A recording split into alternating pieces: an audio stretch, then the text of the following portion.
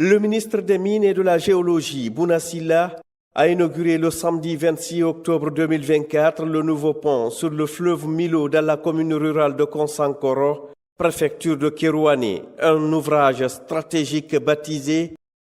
Le ministre des Mines et de la Géologie, Bouna Sylla, a inauguré le samedi 26 octobre 2024 le nouveau pont sur le fleuve Milo dans la commune rurale de Konsankoro, préfecture de Kérouané, un ouvrage stratégique baptisé Pont 25 mars 2022 en hommage à la signature de l'accord cadre entre les partenaires industriels du méga-projet Simandou.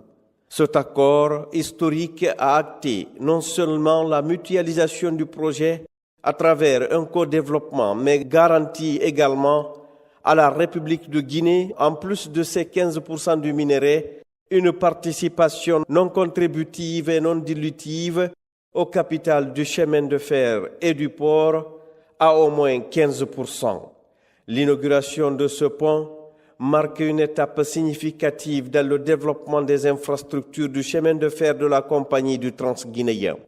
La réalisation de cette infrastructure s'inscrit dans le cadre du programme Simandou 2040, une vision portée par le général Mamadi Doumbouya, président de la République, axée sur le développement socio-économique durable et responsable de la République de Guinée pour les 15 prochaines années. Ce programme hautement stratégique, bâti autour du projet Simandou, prévoit la construction d'infrastructures modernes, y compris des tunnels et un chemin de fer de plus de 650 km pour améliorer le transport et le commerce dans la région. Long de plus de 274 mètres, ce pont a été construit en seulement 9 mois et grâce aux engagements de Rio Tinto Simfer, l'un des acteurs clés du projet Simandou. Il vise à désenclaver la sous-préfecture de Konsankoro, facilitant ainsi la circulation des personnes et des biens. Cette infrastructure permettra également de stimuler les échanges économiques dans une région riche en potentiel agricole, offrant enfin un accès direct au chef-lieu de la préfecture. L'inauguration de cet ouvrage de franchissement représente ainsi une réponse aux années de difficultés rencontrées par les habitants de Konsankoro et des localités environnantes. Le ministre Bouna Sylla a souligné que cet ouvrage est non seulement un facteur de rapidité dans les échanges économiques, mais aussi et surtout un levier de croissance locale, contribuant à l'intégration et au brassage des populations conformément aux 5 composantes du programme Simandou 2040, à savoir l'agriculture, l'industrie alimentaire et le commerce, l'éducation et la culture, les infrastructures, les transports et les nouvelles technologies, l'économie, les finances et l'assurance, la santé et le bien-être. Au nom du ministre directeur de cabinet, président du comité stratégique de suivi du projet Simandou, c'est un immense honneur et un agréable plaisir de prendre la parole devant vous ce matin pour vous souhaiter la bienvenue à cette importante cérémonie d'inauguration du pont numéro 2 sur le fleuve Milo à Konsankoro, préfecture de Kérouané, construit par la société Simfer Rio Tinto dans le cadre de la mise en exploitation des gisements de minerais de fer des blocs 3 et 4 du Simandou. Avant tout, permettez-moi de remercier son Excellence, Monsieur le Président de la République, le général de corps d'armée, Mamadi Doumbouya, pour sa vision et son leadership, sans lesquels ce gigantesque projet n'allait jamais être réalisé en un temps record. Pour rappel, cette aventure historique pour le développement de notre pays, à travers le projet Simandou, a démarré le 25 mars 2022 par la signature de l'accord cadre portant co-développement du projet Simandou et la création le 27 juillet 2022 de la compagnie du Transguinéen.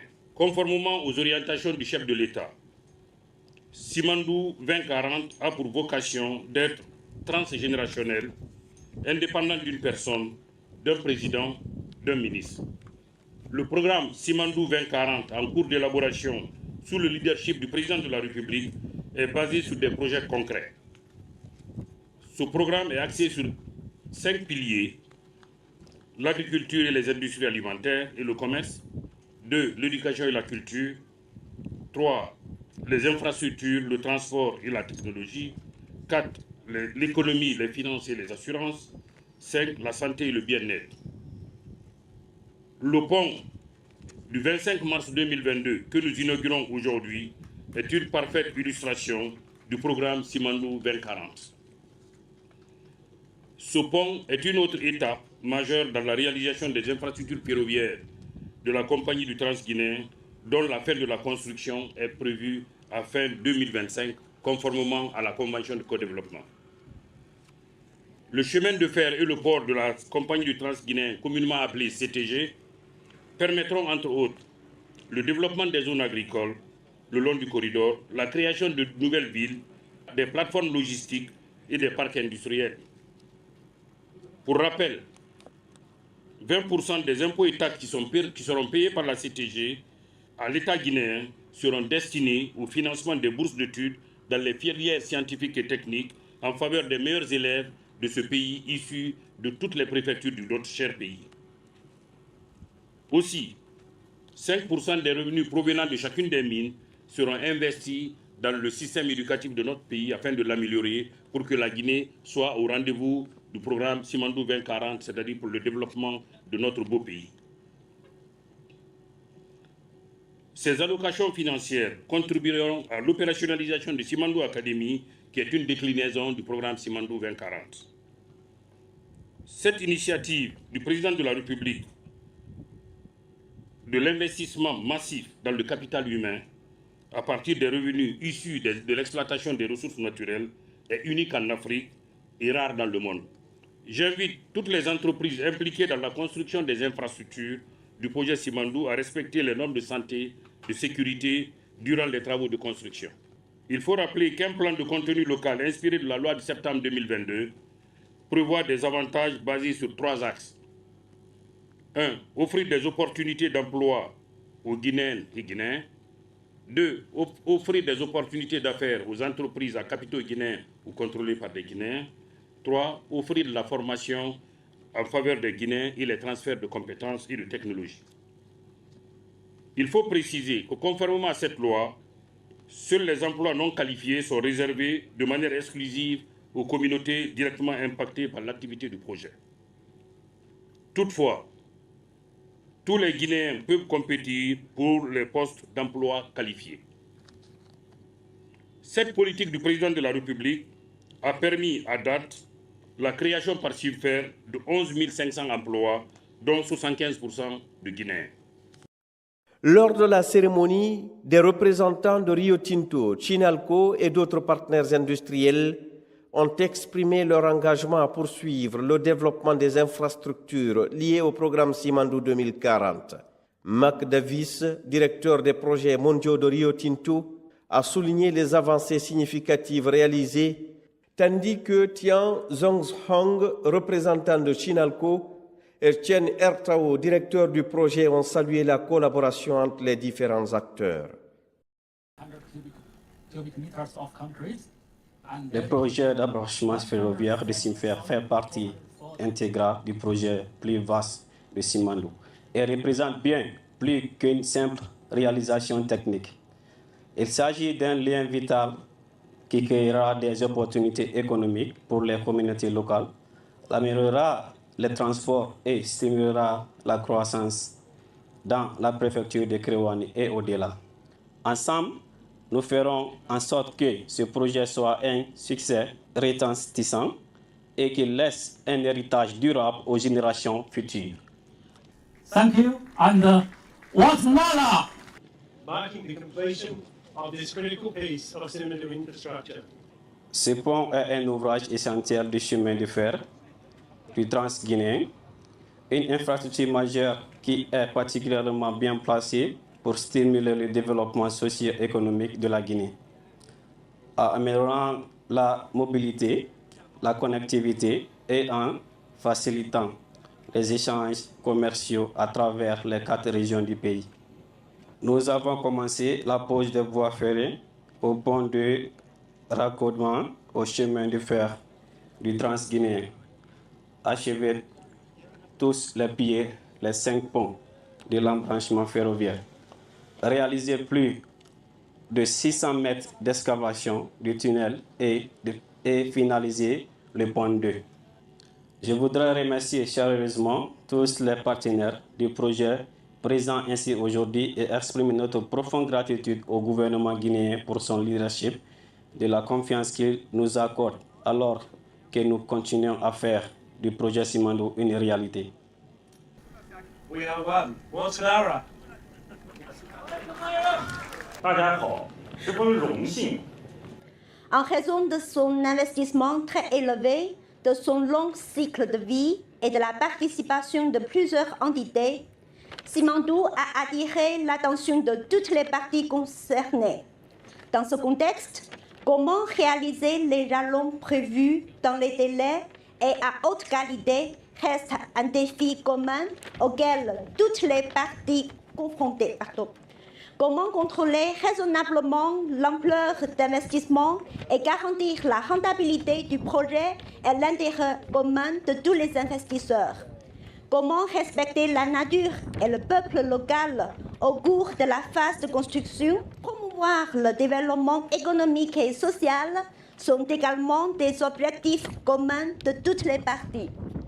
Nous espérons qu'une fois ce projet réalisé et mis en production, il bénéficiera aux investisseurs tout en stimulant le développement économique de la Guinée et en apportant des bénéfices au peuple guinéen. L'inauguration du pont 25 mars 2022 à Konsankoro constitue une avancée majeure pour la Guinée et illustre la détermination du gouvernement à travers la compagnie du Transguinéen à transformer le paysage économique du pays avec des infrastructures modernes et une vision claire pour l'avenir. Le programme Simandou 2040 aspire à offrir un développement socio-économique durable et responsable qui bénéficiera à toutes les couches de la population guinéenne.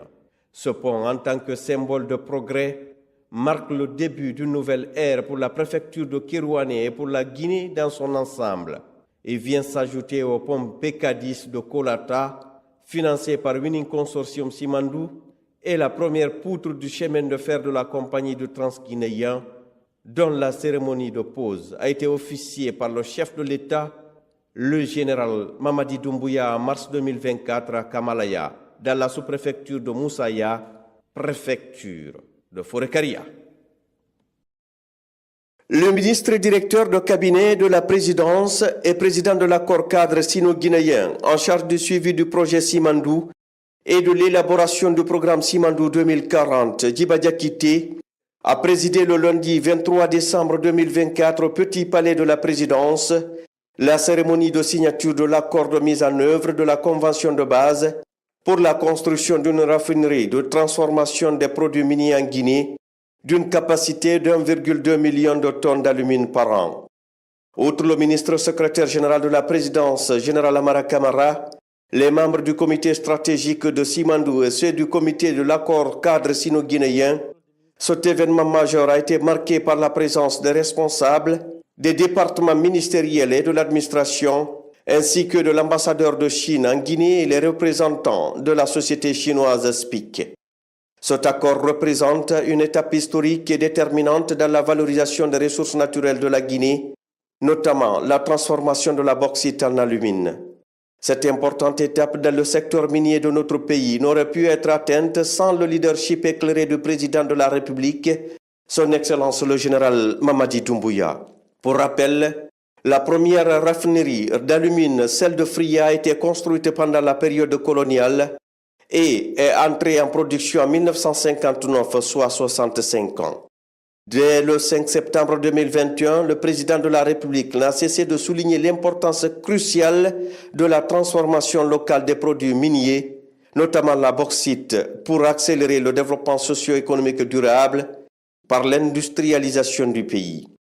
C'est dans cette optique justement que le chef de l'État a réuni toutes les entreprises minières qui ont des conventions de construction de raffineries le 8 avril 2022 pour leur exiger de lui soumettre un plan de mise en œuvre de leurs engagements. Il a ainsi martelé que la Guinée ne doit pas seulement être un fournisseur de matières premières brutes, mais elle doit devenir un véritable pôle industriel capable de transformer ses ressources minières sur place. Vous avez signé bien sûr des conventions d'établissement avec le gouvernement guinéen. Ces conventions contiennent de part et d'autre des engagements et des obligations. Un engagement ou une obligation non tenue est une cause de nullité de la Convention. Il en est aussi du processus de transformation de nos matières premières que vous exploitez. Désormais, leur transformation sur place devient incontournable. Le gouvernement prendra toutes ses responsabilités afin de faciliter la mise en œuvre des usines de raffinerie en République de Guinée.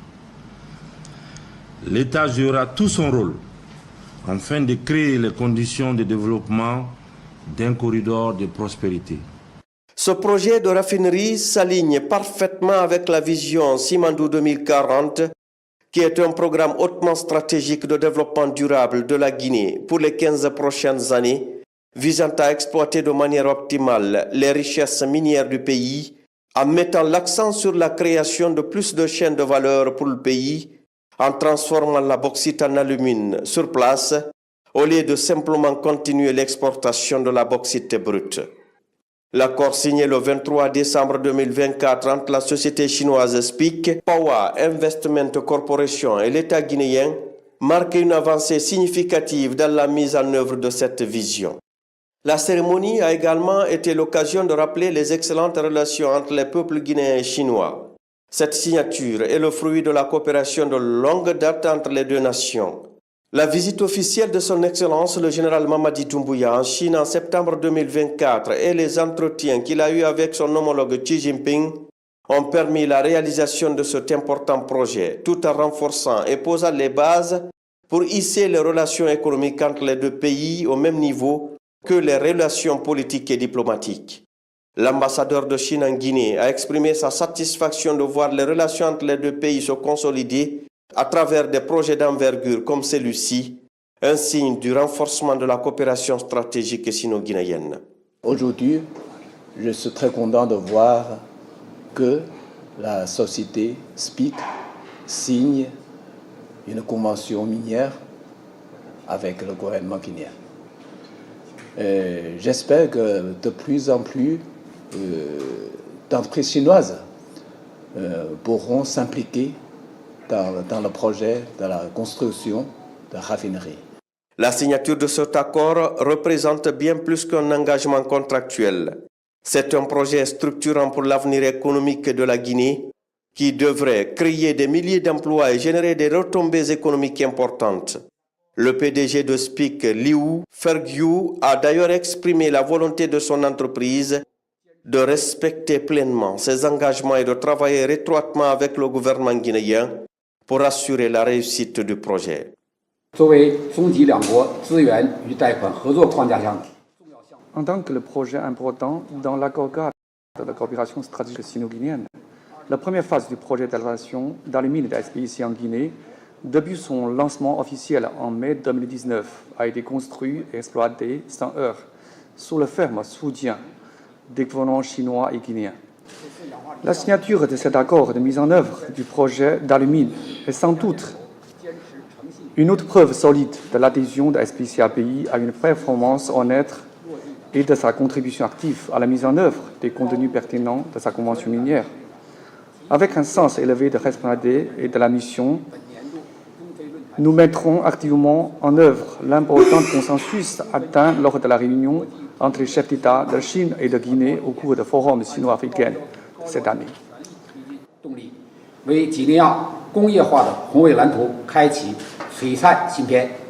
Le ministre directeur du cabinet de la présidence et président de l'accord cadre sino-guinéen Djiba Diakité a, pour sa part, souligné l'importance de ce projet pour le développement industriel du pays. Il a également invité tous les acteurs concernés, tant guinéens que chinois, à travailler de manière concertée pour garantir le succès de ce projet phare, dont les bénéfices impacteront positivement l'économie nationale et le quotidien des Guinéens. Pour le ministre Djiba Diakité, l'objectif est de poser les bases d'un développement solide à court, moyen et long terme en tirant profit des ressources minières du pays. Ce type d'initiative s'inscrit dans la vision du chef de l'État afin de diversifier l'économie et de créer de la valeur ajoutée à partir des ressources naturelles du pays. Nous nous retrouvons aujourd'hui pour encore continuer le travail en synergie, en bonne intelligence, pour que nous arrivions à accompagner SPIC à respecter ses engagements. Il vous souviendra que le 8 avril 2022, le chef de l'État avait invité toutes les compagnies, grandes sociétés minières en République de Guinée qui, dans leur convention de base, avaient des obligations de construction de raffineries, notamment raffineries d'alumine en Guinée. Les impératifs tels que nous allons les signer dans ces documents, mais également les documents de convention de base des SPIC doivent être respectés en termes de délai, mais en termes d'engagement contractuel aussi de toutes les parties prenantes. À titre d'exemple, ces accords, je le disais tantôt, exigent aujourd'hui, bien évidemment, de pouvoir procéder dès le 31 janvier au démarrage des travaux préparatoires. Ça, c'est vraiment au plus tard. Au 31 janvier, les travaux préparatoires doivent démarrer. Nous avons mis dans ces accords, de façon pragmatique, qu'au plus tard, le 31 mars, nous allons procéder au démarrage des travaux et ensuite, de manière, je pense, collégiale, un travail en bonne intelligence, nous permettra de pouvoir définir, avec l'accompagnement d'un ingénieur conseil qui sera du côté de l'État, payé par le projet, qui nous permettra ensemble de définir les jalons avant la date de fin des travaux qui est fixée pour le 31 décembre 2027. Et puis, bien évidemment, le démarrage de la commercialisation qui arrivera 6 mois après, au 31 juin 2028, parce qu'après la fin des travaux, le 31 décembre 2027, il faut une phase de test pour s'assurer que toute la raffinerie fonctionne correctement.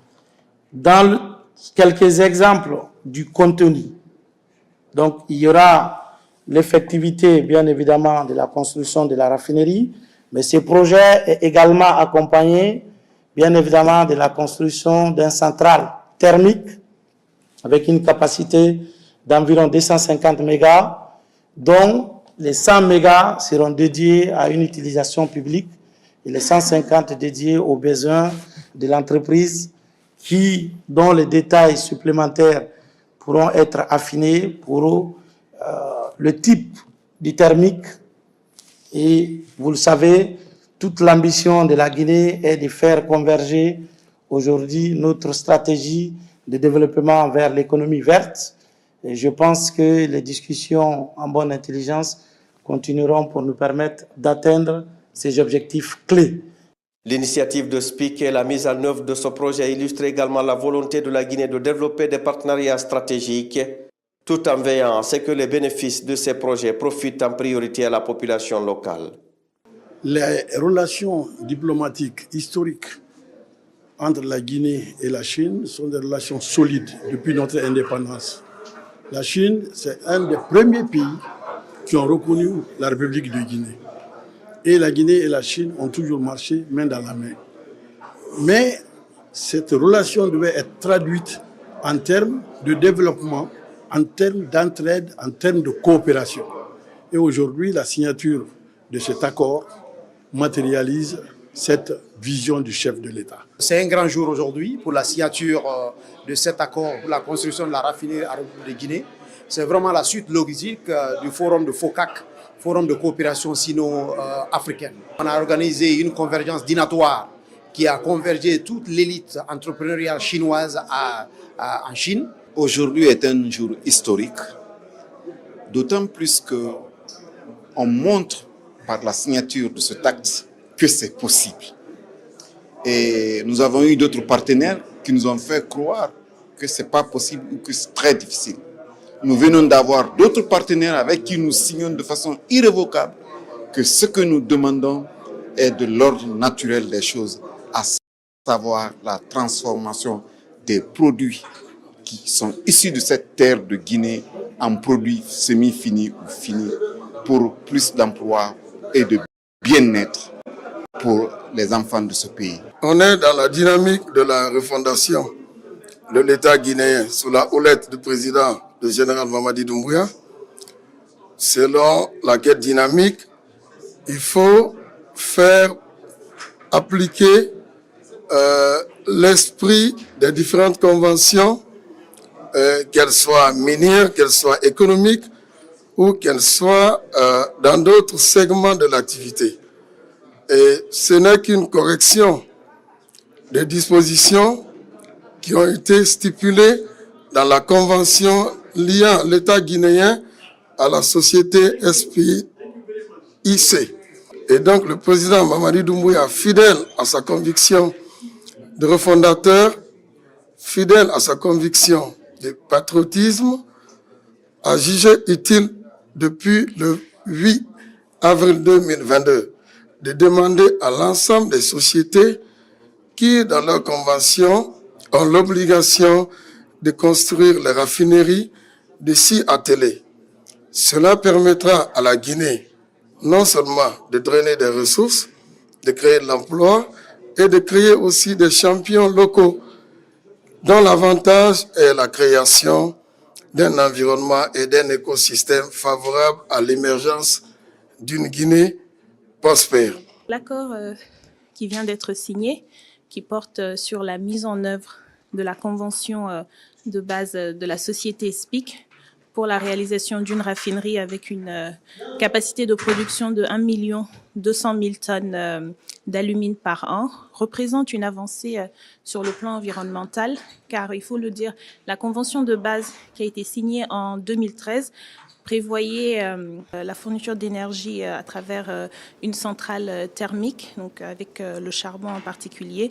Cet accord qui vient d'être signé aujourd'hui prévoit que la société explorera d'autres sources d'énergie telles que le solaire, l'éolien par exemple, l'hydraulique pour parvenir à un mix énergétique. Et par ailleurs, il faut le souligner que le projet sera soumis aux standards environnementaux les plus élevés sur le plan international. Donc sur le plan national d'abord avec la législation guinéenne, mais également les normes environnementales internationales les plus élevées. Le mérite de la signature de cet accord revient au président de la République et son Excellence le président Mamadi Doumbouya, qui, vous vous souviendrez, le 8 avril 2022 a réuni tous les investisseurs miniers qui avaient des engagements relatifs à la construction des raffineries. Il leur a dit que la Guinée respecte ses engagements, mais la contrepartie, il faut que les sociétés aussi respectent les leurs. Donc c'est la mise en œuvre de ces instructions qu'il a données au comité stratégique, au comité sino-guinéen et au ministère des Mines de la Géologie et les autres ministères impliqués pour amener cette société à respecter ses engagements de réalisation de la raffinerie. L'accord qui est négocié porte substantiellement sur un chronogramme agressif avec un démarrage des travaux préparatoires en janvier 2025, c'est-à-dire le mois prochain, le démarrage effectif des travaux au 31 mars ou plus tard le 31 mars 2025, la fin des travaux prévus au 31 décembre 2027 et avec une mise en service au plus tard le 30 juin 2028. C'est-à-dire la construction, la date d'achèvement, c'est 31 décembre 2027. La société a 6 mois pour les mises en service parce que c'est un outil industriel. Au 30 juin 2028, ils doivent commencer la première production commerciale. Ensuite, au plus tard, si au 31 décembre 2028, 2028, ils n'ont pas encore respecté les engagements. Il y a des pénalités qui sont prévues. Au 31 décembre 2028, l'État a le droit, et c'est important de le souligner, de retirer la concession minière, c'est-à-dire le titre minier, conformément aux dispositions prévues par le Code minier. Mais au-delà de ces aspects, il faut quand même retenir qu'il y a eu des gains extrêmement importants dans cet accord, qui est un accord de mise en œuvre de la convention de SPIC signée en septembre 2013. Et les gains dont il s'agit, pendant 5 ans, et à partir de 2025, il y aura une bourse pour 100 élèves guinéens issus de tous les lycées du pays, y compris les lycées des zones d'opération de la société, pour les amener dans les filières techniques et scientifiques en Chine. C'est ce qui garantira, c'est ce qui permettra de préparer les futurs Guinéens qui vont travailler dans ces raffineries. En définitive, la cérémonie de signature de cet accord marque un moment clé dans l'histoire économique de la Guinée et témoigne des ambitions de son gouvernement sous le leadership visionnaire de son Excellence le général Mamadi Doumbouya, président de la République, pour transformer ses ressources naturelles en véritable moteur de développement national. Ce projet de raffinerie, à la fois symbole d'innovation et de coopération internationale, ouvrira sans aucun doute la voie à de nombreux autres projets de transformation industrielle dans les années à venir, contribuant ainsi à la réalisation de l'ambitieux programme Simandou. Le général Mamadi Doumbouya a reçu le jeudi 5 septembre 2024 à Pékin une importante délégation composée d'industriels, de banquiers et d'entrepreneurs. Cette rencontre organisée en marge de la 9e édition du Forum sur la coopération sino-africaine FOCAC 2024 a été marquée par un dîner exceptionnel intitulé « La convergence », dîner présidentiel avec les partenaires stratégiques de la Guinée. Ce dîner s'inscrit dans une dynamique de renforcement des relations entre la République de Guinée et la Chine, tout en soulignant l'importance de la coopération des deux États, notamment à travers le FOCAC, qui, depuis sa création, a permis de forger des partenariats solides et bénéfiques pour le développement mutuel. Le FOCAC a montré en 24 ans la force de notre coopération. Les liens établis promettent des réalisations encore plus grandes.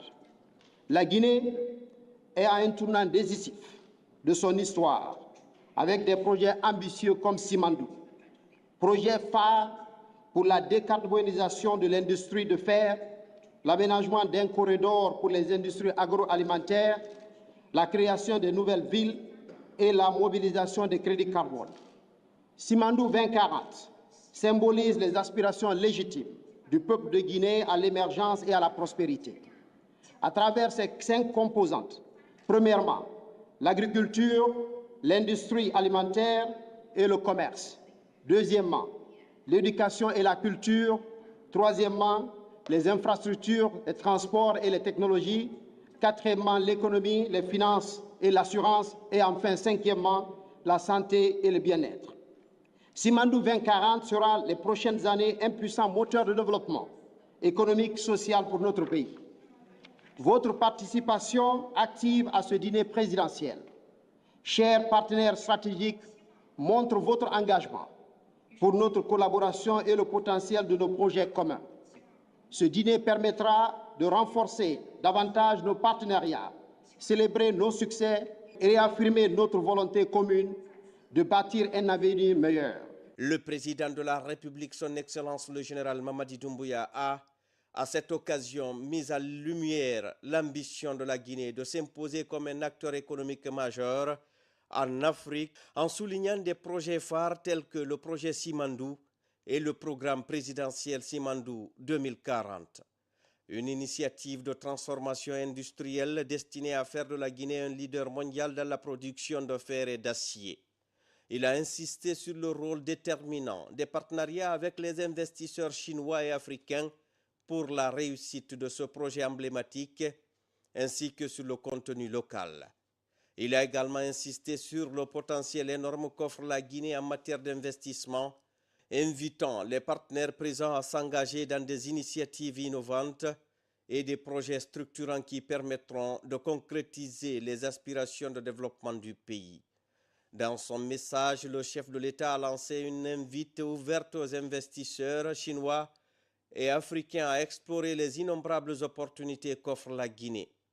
Ce pays, qu'il décrit comme un véritable paradis, une terre de richesse et d'innovation, est prêt à accueillir des investissements stratégiques. Cette rencontre a marqué un moment clé du séjour officiel du chef de l'État en Chine, sur invitation de son homologue président Xi Jinping et dans l'histoire des relations sino-guinéennes, rappelant l'importance des partenariats internationaux pour le développement de la Guinée. L'événement témoigne de la vision ambitieuse du président Doumbouya et de son engagement à faire de la Guinée un pôle d'attraction pour les investisseurs étrangers. Ainsi, la Guinée en pleine transformation continue de s'ouvrir au monde avec la promesse d'un avenir économique prospère et inclusif pour les générations futures.